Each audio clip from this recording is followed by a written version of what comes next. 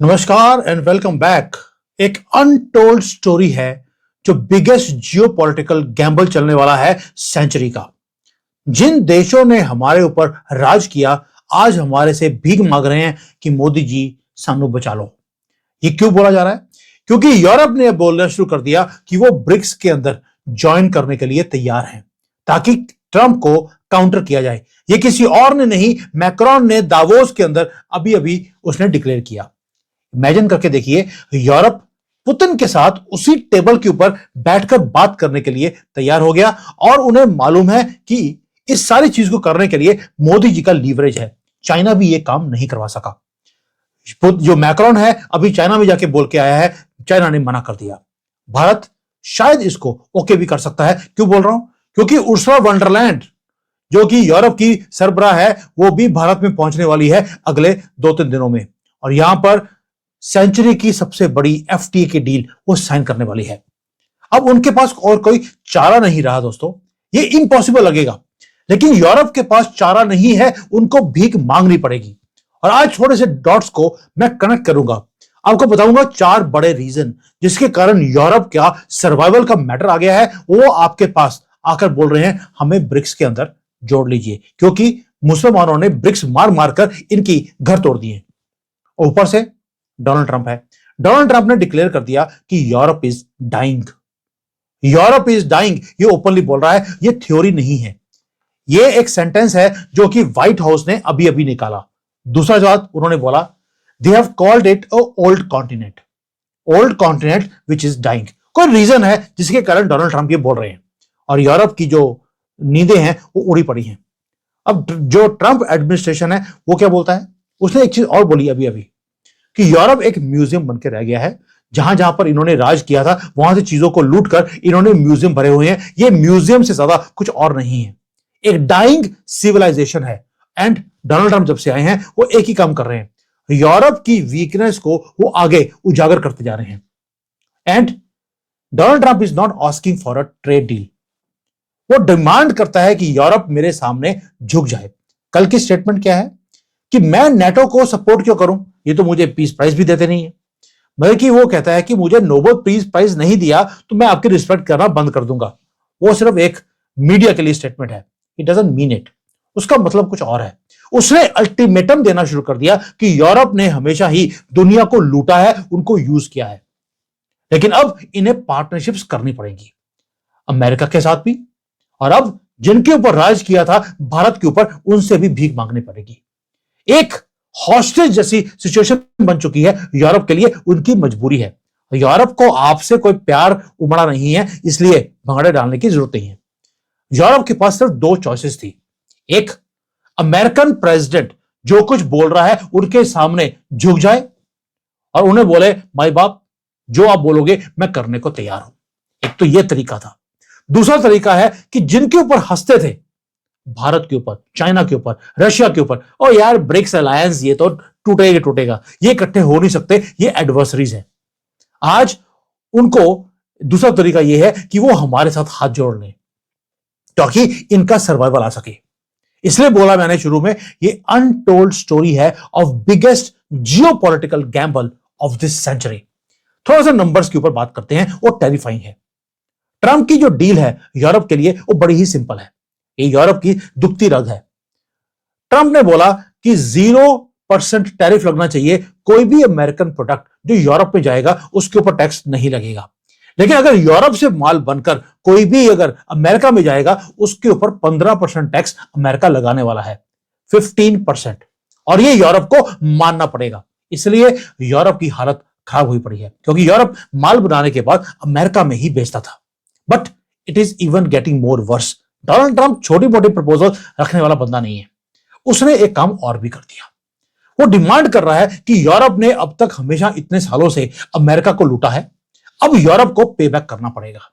He is demanding कि $600 billion Europe को invest करने पड़ेंगे यूएसए की इकोनॉमी के अंदर, वरना डील खत्म। अब यूरोप के पास पैसे नहीं है तो डोनाल्ड ट्रंप ने बोल दिया आप अपने बैंकों से पैसे लीजिए, आपके पास लूटा हुआ पैसा बहुत पड़ा है, अब निकालिए। अपने फैक्ट्रीज के जो है, फैक्ट्रीज को बोलिए अपनी फैक्ट्रियों को बंद करके अमेरिका में लगा ले।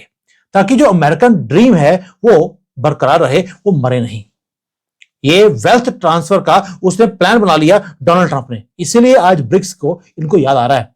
जो हंसते थे हमारे ऊपर, आज हमारा इनके ऊपर हंसने का टाइम आ गया। दूसरा, एक और चीज है, डोनाल्ड ट्रंप ने जो बोला है कि जो आपकी एनर्जी की रिक्वायरमेंट है, अब रशिया से तो खरीद नहीं सकते क्योंकि आपकी लड़ाई है।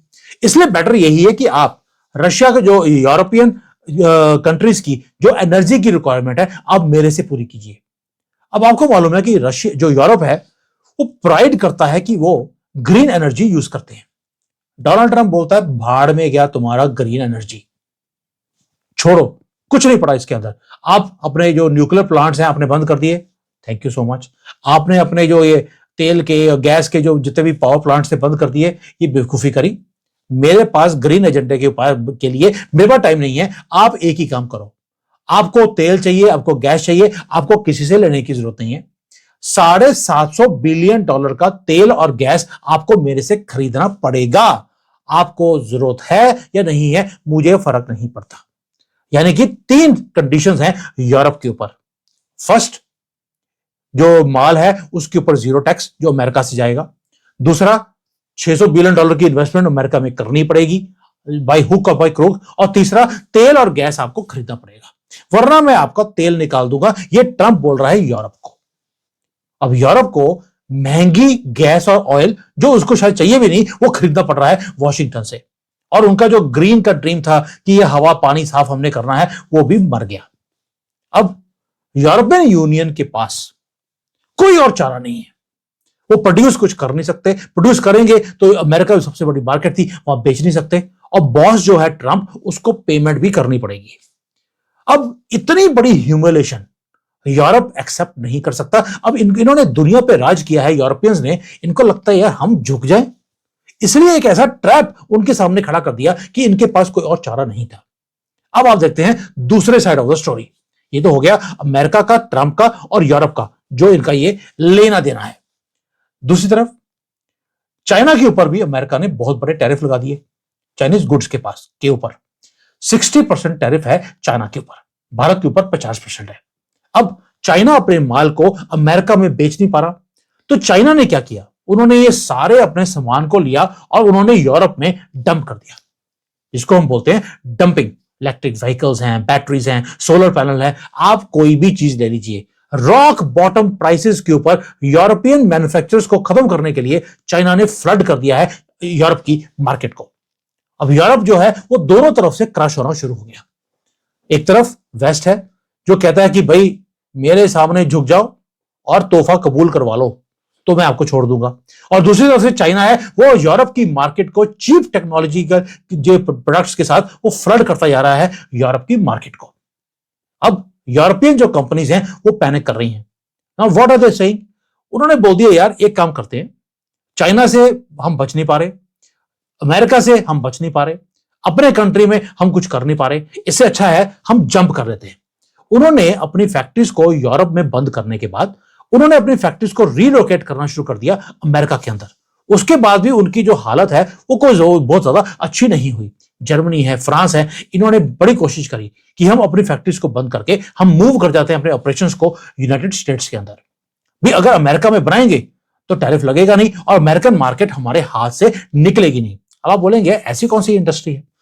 जर्मनी के पास सबसे बड़ी इंडस्ट्री है उनका सोलर, और दूसरा है गाड़ियां, ये BMW, ऑडी, ये जितने भी है गाड़ियां, मर्सिडीज, ये सारी जर्मन है। अब इन्होंने अपनी फैक्ट्रीज को वहां पे लगाना शुरू कर दिया। अब उससे क्या होगा, उससे प्रॉब्लम एक और खड़ी होगी यूरोप के लिए कि वहां पे जो फैक्ट्रियां बंद हुई तो वहां पर जो हाई पेइंग जॉब्स थी वो खत्म हो गई, वो सारी शिफ्ट कर गई एक ही तरफ पर, वो जब चली गई अमेरिका के अंदर। तो पूरा कॉन्टिनेंट है वो हॉलो होना शुरू हो गया अंदर से। और जो यूरोपियन इकोनॉमी है वो श्रिंक होती जा रही है। लोगों की जो डिस्पोजेबल इनकम है वो कम हो रही है। 4% से ज्यादा तो उनकी इनकम कम हो गई और जो खर्चे हैं वो डबल ट्रिपल हो गए क्योंकि एनर्जी कॉस्ट बढ़ती जा रही है। लोग गरीब होते जा रहे हैं। यूरोपियंस जिन्होंने सारे दुनिया का पैसा लूटा था, आज कर्मा इनको हिट कर रहा है। ये हमें गरीब छोड़ के गए थे, आज खुद गरीब हो गए हैं, फैक्ट्रियां छोड़ के जा रही हैं। और गवर्नमेंट के पास कोई चारा नहीं है। वो चेक तो लिख रहे हैं लेकिन चेक के ऊपर लिखा हुआ है $600 बिलियन और दे रहे हैं डोनाल्ड ट्रंप को। अपने लोगों को $1 देने के भी पैसे नहीं है उनके पास। अब उनके पास एस्केप का कोई डोर नहीं है। एक डोर है जो डोनाल्ड ट्रंप ने ऑलरेडी खोल के रखा है, दूसरा है यूरोप के पास रास्ता, वो है ब्रिक्स का। Brazil, Russia, Bharat, China, south Africa, ये वो पावर प्लेयर्स हैं जहां पर अब दुनिया की जो ट्रेड है उसको हम कंट्रोल करते हैं। यूएई, ईरान उसके अंदर ऑलरेडी एंटर कर किए हुए हैं। अब यूरोप ने जिन्होंने लुक डाउन किया हमारे इन सारी कंट्रीज के लिए कि यार ये इनके ऊपर तो हम कॉलोनी थे, ये कौन होते हैं, ये क्या कर लेंगे, आज हम उनकी लाइफलाइन बनने जा रहे हैं। अब आप बोलेंगे यार ब्रिक्स में ज्वाइन करने का फायदा क्या है यूरोप को। अब देखिए सबसे पहले मार्केट, यूएसए की मार्केट बंद हो रही है, उसने एक किला बना लिया अपने मार्केट को कि मैं किसी का माल फ्री ऑफ कॉस्ट यहां पे आने नहीं दूंगा। लेकिन जो ब्रिक्स है, ब्रिक्स के अंदर 46% ऑफ वर्ल्ड्स पॉपुलेशन है, इतनी बड़ी कंजम्पशन की मार्केट है दुनिया की 46%। और जो कस्टमर्स हैं हर साल मिलियंस में नहीं बिलियंस में इंक्रीज हो रहे हैं, गरीबी कम होती जा रही है, लोग मिडिल क्लास में आते जा रहे हैं। अगर यूरोप को अपनी महंगी गाड़ियां बेचनी है, उसे भारत की जरूरत है। अगर उन्हें लग्जरी गुड्स को बेचना है तो चाइना की मार्केट उसके लिए बड़ी ल्यूक्रेटिव है। अगर उसे अपनी टेक्नोलॉजी को बेचना है तो ब्राजील खड़ा है। अब वो इस कंट्रीज को वो इग्नोर नहीं कर सकते अपने सर्वाइवल के लिए। अब उन्हें अमेरिका से बाहर निकलकर हमें देखना पड़ेगा। और दूसरा रीजन है एनर्जी। आज यूरोप भीख मांग रहा है यूएसए के पास कि हमें गैस दे दीजिए, हमें तेल दे दीजिए, वो भी हायर रेट पे वो खरीद रहे हैं। अब ब्रिक्स का देखिए, ब्रिक्स के अंदर कंट्रीज कौन सी हैं? Russia, Iran, UAE, Saudi Arabia, ये मेंबर्स बन रहे हैं ब्रिक्स के। और इनके पास क्या है? इनके पास ग्लोबल ऑयल का पूरी की पूरी पाइप है, इनके पास भंडार पड़े हैं इन सारे कंट्रीज के पास। अगर यूरोप ब्रिक्स के साथ अलाइन करता है, एक तो अमेरिकन एनर्जी के ऊपर जो डिपेंडेंट है वो टूट जाएगा, और दूसरा उनके पास एक ऑप्शन मिल जाएगी, उनके पास एक लीवरेज मिल जाएगा नेगोशिएट करने का। और तीसरा रीजन है कि यूरोप की जो डिपेंडेंसी है वो है फ्यूचर के टेक्नोलॉजी के ऊपर, जैसे सोलर है, इलेक्ट्रिक व्हीकल्स हैं, या इवन के डिफेंस के प्रोडक्ट बनाने हैं। उसके लिए उन्हें चाहिए क्रिटिकल मिनरल्स, जिसको हम रेयर अर्थ मिनरल्स बोलते हैं। और ये सबसे बड़ी गेम है। फ्यूचर डिजिटल है, फ्यूचर इलेक्ट्रिक है, उन्हें लिथियम चाहिए, उन्हें कोबाल्ट चाहिए, उन्हें रेयर अर्थ के एलिमेंट चाहिए। और दुनिया का 90% जो रेयर अर्थ मिनरल्स हैं वो चाइना प्रोसेस करता है। प्लैटिनम चाहिए तो साउथ अफ्रीका के पास है। अब नियोबियम चाहिए, ब्राजील के पास है। यानी कि ब्रिक्स का जो अलायंस है उसके पास चाबी है फ्यूचर के टेक्नोलॉजी की। एंड अगर यूरोप रहता है यूएसए के साथ तो उसके सप्लाई चेन को काट दिया जाएगा, और डोनाल्ड ट्रंप बोलता तुम्हारा कुछ ना कुछ मैं काट दूंगा। लेकिन अगर ब्रिक्स को वो ज्वाइन करते हैं तो उनका जो इंडस्ट्रियल फ्यूचर है वो सिक्योर रहता है। यूरोप को समझ आ गया, ऐसे ही नहीं है दावोस पे क्या बोल रहा है, मोदी जी मनु बचा लो, मैं थोड़े चरण च आन तैयार है। ये यूरोप बोल रहा है, जो हमारे ऊपर हंसते थे 10 साल पहले आज कदमों में है। ये तस्वीर देख के जो मुझे मजा आता है, जो उर्सुला वंडरलैंड आकर यहां पर भीख मांगेगी हमारी कंट्री से कि हमें बचा लो। इनकी नाक हमने ना रगड़वाई जैसे डोनाल्ड ट्रंप रगड़ रहा है इनकी नाक। ये टाइम है, इनको नाक रगड़नी पड़ेगी। अब आते हैं दोस्तों, ये सिर्फ आपको लगेगा कि क्या ये सिर्फ रेयर अर्थ मेटल्स के लिए है या तेल के लिए वो यहां पर आ रहे हैं? Not at all, they are also coming because of money. अब आप देखिए, डॉलर जो है उसने ऑलरेडी यूरो को क्रश करना शुरू कर दिया। डॉलर स्ट्रांग है, यूरोपियन इंपोर्ट्स एक्सपेंसिव होते जा रहे हैं, इन्फ्लेशन चरम सीमा के ऊपर और क्रॉस कर गई, it has cross the roof. और ग्रोसरी के बिल्स लोग पे नहीं कर पा रहे, लोन लेना पड़ रहा है यूरोप के अंदर। और यूएसए के जो एक्सपोर्ट्स हैं वो ये यूरोप वाले कर नहीं पा रहे, इसलिए यूएसए क्या कर रहा है? यूएसए अपनी इन्फ्लेशन को एक्सपोर्ट कर रहा है यूरोप के ऊपर। लेकिन जो ब्रिक्स है वो एक डिफरेंट तरीका है। ब्रिक्स खुद डी डॉलराइजेशन का काम कर रहा है। ब्रिक्स ने बोल दिया हम लोकल करेंसी में काम करेंगे, हमें ना डॉलर देना है ना लेना है। अगर हम तेल बाई कर रहे हैं रशिया से तो हम रुपये में कर रहे हैं। अगर आपको करना है आप भी हमारे से खरीद लीजिए, आप यूरो में काम कर लीजिए, कोई दिक्कत नहीं है, आपको डॉलर देने की जरूरत नहीं है। हम बिल्कुल ही डॉलर को बाईपास करने वाले हैं। 45% अगर वर्ल्ड की पॉपुलेशन है तो 30% की जीडीपी हमारे पास है। ये अल्टीमेट नाइटमेयर है वॉशिंगटन के लिए, और यूरोप को ये बड़ा ही ल्यूक्रेटिव लगता है कि अगर डोनाल्ड ट्रंप मेरा नाक रगड़वाने की कोशिश कर रहा है, क्यों ना हम डोनाल्ड ट्रंप का ये काम कर दें। इसलिए यूरोप ने क्या कर दिया, यूरोप बोल रहा है यार ब्रिक्स में मैं ज्वाइन कर लूं तो मुझे डॉलर ना लेना है ना देना है, तो मैं अमेरिकन पावर को मैं कोलैप्स कर सकता हूं। ये $8 ट्रिलियन की मार्केट है जो यूरोप अब ब्रिक्स के साथ करने की कोशिश कर रहा है। ये जो 19 साल के बाद आपके साथ जो एग्रीमेंट कर रहे हैं एफटीए का, ये अपने, मैं वर्ड यूज कर रहा था, इनकी फटी पड़ी है तभी कर रहे हैं, वरना उनको आपसे को प्यार नहीं हो गया या मोदी जी से प्यार हो गया हो मेलोनी का, जिसके कारण ये एफटीए साइन हो रहा है। नॉट एट ऑल, इनकी मजबूरी है। डोनाल्ड ट्रंप ने इनके नाक में दम किया हुआ है। नाउ व्हाट इज हैपनिंग, ये तो हो गया कि क्या हो रहा है। नाउ अब क्या हो रहा है और क्या होगा, थोड़े से सिग्नल्स की तरफ देखिए आप। जर्मनी ने ऑलरेडी भारत के साथ बात करनी शुरू कर दी को प्रोडक्शन के लिए। वो अब हमारे से ये नहीं बोल रहे कि आप हमसे क्या लेंगे, हमसे क्या देंगे ना, they want to build their technologies together with you. France जो है वो अभी भी डबल गेम प्ले कर रहा है। मैक्रोन ने क्या बोल दिया, उसने ओपनली बोला है कि यूरोप अब एक सबऑर्डिनेट बनकर यूनाइटेड स्टेट्स का वो नहीं रहना चाहता। इसलिए उसने बोल दिया कि अब फ्रांस और जर्मनी ब्रिज बनेंगे ब्रिक्स के बीच में और यूरोप के बीच में। ब्रिक्स के बीच में आप तो हमारे ऊपर इंटे मार रहे थे, आज आप बोलते हैं कि हमारा पार्ट बनना चाहते हैं, इसलिए मजबूरी है। इससे होगा क्या, मैक्रोन बोल रहा है कि G7 है, ब्रिक्स है, यूरोप है, इस सबको लिंक करने के लिए फ्रांस और जर्मनी लीड लेने वाले हैं। अब आप देखना 2026 में ये सारे लाइन लगाकर ये भिखारियों की तरह आपके पास आने वाले हैं, क्योंकि भारत के पास प्रेसिडेंसी है ब्रिक्स समिट की। इस साल ब्रिक्स की समिट भारत में होने वाली है और ये विंडो है जिसको वो यूज करना चाहते हैं। रीजन, अगर चाइना में ब्रिक्स की मीटिंग होगा तो ये चाइना के ऊपर ट्रस्ट करते नहीं है, और अगर चाइना इसको लीड लेगा तो भारत इसको ओके नहीं करेगा। रशिया में अभी जाके करेंगे नहीं। अब उनके पास चारा नहीं है। भारत का ये टाइम है 1 साल, मैं बार बार बोल रहा हूं, नवंबर 2026 सिर्फ 1 साल है दुनिया के पास हर चीज को सीधा करने। मोदी जी के लिए भी मैंने बड़ी बार वीडियो बनाया है, मोदी जी को साल हैगा, कर लो जो कम करना है, इसके बाद आपके पास विंडो नहीं रहेगी।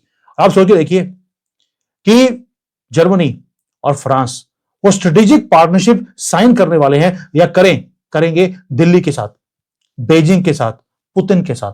पूरे दुनिया का मैप वो चेंज होने वाला है और ये होकर रहेगा कि पुतिन के साथ अगर मीटिंग करनी है तो यूरोप अकेला नहीं कर सकता, चाइना मीटिंग करवा नहीं सकता। सिर्फ मोदी जी के पास है वो पावर कि वो पुतिन को जो बोले वो बोल सकते हैं और काम करवा सकते हैं।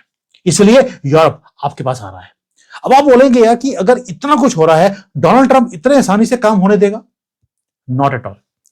ट्रंप बेवकूफ नहीं है, उसको मालूम है कि यूनाइटेड नेशन यूरोपियन यूनियन वो फ्रेजाइल है and they will try to do something else. वो चाह रहे, उसको मालूम है कि ये ब्रिक्स में, उसको ये लगता नहीं था कि ब्रिक्स में आएंगे, उसे मालूम था ये भारत की तरफ जाएंगे, रशिया की तरफ जा नहीं सकते, चाइना की तरफ जाएंगे, लेकिन ब्रिक्स में चले जाएंगे ये उसने कभी कैलकुलेट किया नहीं था। बट व्हाट इज डूइंग, उसने वापस वही काम करना शुरू कर दिया, डिवाइड एंड रूल का।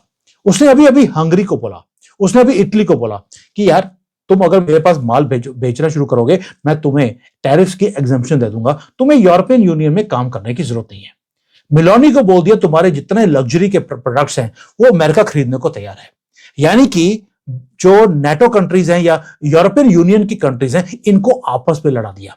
हंगरी ऑलरेडी सोच रहा है कि यार मुझे अमेरिका की इतनी बड़ी मार्केट मिल रही है, मैं फ्रांस और जर्मनी के साथ काम करके मुझे फर्क क्या पड़ता है। और वो डोनाल्ड ट्रंप चाहता है कि यूरोपियन यूनियन अंदर से क्रैक हो जाए और उनकी गेम खत्म हो जाए। यूरोपियन यूनियन अमेरिका की गेम को खराब कर रहा है, ट्रंप यूरोपियन यूनियन की गेम को खराब कर रहे हैं, ये दोनों लड़ने शुरू हो गए। दोस्तों इसलिए बोल रहा हूं ये मूवमेंट है हमारा, ये मूवमेंट है ब्रिक्स का, ये आपस में लड़ना शुरू हो गए। अभी तो यार गेम शुरू हुआ है और ये ताश के पत्तों की तरह ये गिरने शुरू हो गए। क्यों? अमेरिका ये काम कर रहा है अपनी अमेरिकन सिविलाइजेशन को बचाने के लिए। यूरोप जो आपके पास गिड़गिड़ा रहा है आज, वो अपनी यूरोपियन सिविलाइजेशन को बचाने के लिए काम कर रहा है। मैंने क्या बोला था आपको कि अब आगे जाकर 4 या 5 सिविलाइजेशन जाएंगी, ये सिविलाइजेशन आपस में काम करेगी। यूरोप एक सिविलाइजेशन है, अमेरिका अलग से है, रशिया है, चाइना है, भारत है, और कोई सिविलाइजेशन में नहीं आता, बाकी कंट्रीज में आते हैं और ये कंट्रीज अलाइन करेगी एक दूसरे के साथ। ये 5-6 सिविलाइजेशन अब काम करेंगी।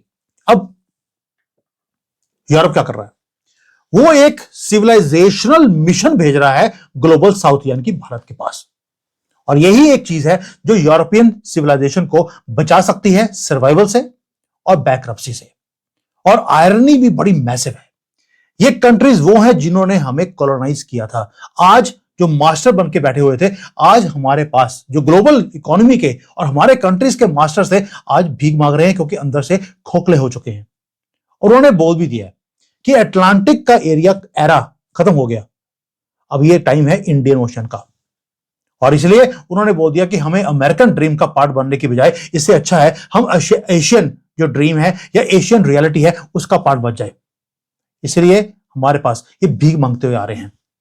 दूसरी तरफ एक और काम है, नेटो इनका खत्म होने वाला है। नेटो बनाया था रशिया से डर के मारे। अगर ये ब्रिक्स में आते हैं, रशिया के साथ पुतिन के साथ बैठकर बात करते हैं, तो नेटो की जरूरत ही नहीं है। तो जो ये यूएसए से प्रोटेक्शन मांगते थे, आर्मी की, मिलिट्री की, उनके बेसिस थे, उसकी भी जरूरत नहीं पड़ेगी।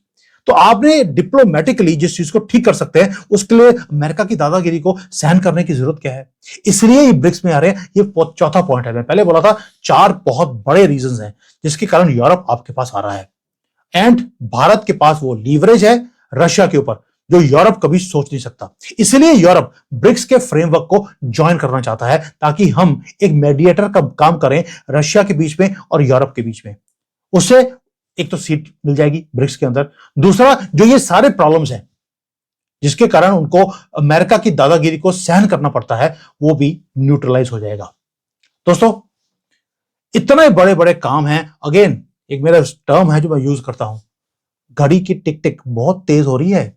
आजकल 1 सेकंड में 10-10 सेकंड निकलने शुरू हो गए हैं।